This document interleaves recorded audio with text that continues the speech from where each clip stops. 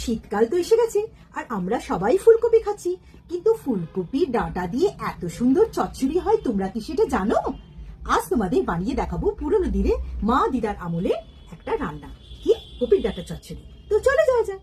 কপির ডাঁটা চচ্চড়ির জন্য লাগছে কপির ডাঁটা, যেটা আমি আগে থেকে ভাপিয়ে রেখেছি, টুকরো করে কেটে রাখা শিম, বেগুন, আলু, 1 চামচ কালো সর্ষে, 1 চামচ সাদা সর্ষে, লবণ আর 3টে কাঁচা লঙ্কা দিয়ে বেটে রেখেছি।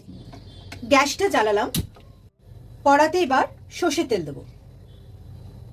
তেল গরম হলে পরে 5 ফোড়ন দেবো। 5 ফোড়নটা একটু তেলের সাথে মিশিয়ে নেব। এবারে কেটে রাখা সবজিগুলো দিয়ে দেবো। স্বাদ মতো লবণ দেবো। সবজি ভালো করে নাড়াচাড়া করব। হলুদ গুঁড়ো দেবো।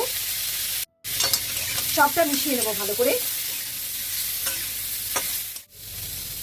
একটু জল আছড়া দেবো।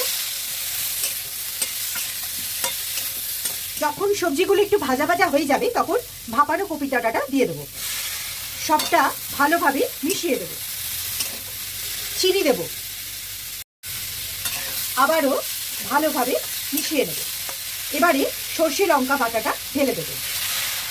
মশলা ধোয়া জলটাও ঢেলে দেবো। ভালোভাবে সবটা মিশিয়ে নেব। পরিমাণ মতো জল দিয়ে দেবো। সমস্ত সবজি এই সর্ষে বাটার সঙ্গে সেদ্ধ হবে। চাপা দিয়ে সেদ্ধ হতে দেবো। ঢাকনাটা খুলে দেখব সবজিগুলো সেদ্ধ হয়ে গেছে। এই সময় সবজিগুলো একটু ভেঙে ভেঙে দেবে আর লবণ আর মিষ্টিটা চেক করে নেবে ঠিকঠাক আছে কিনা। কপির ডাঁটা চচ্চড়ি হয়ে গেছে। আমি তোমাদের টেক্সচারটা দেখাচ্ছি। এরকম গা মাখা হবে।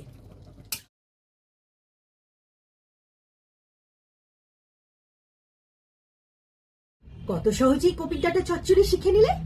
এইরকম কপির ডাঁটা চচ্চড়ি যদি পাতে পড়ে না, 1 নিমেষে ভাত উঠে যাবে। এবার আমি তোমাদের খেয়ে বলি কেমন হয়েছে।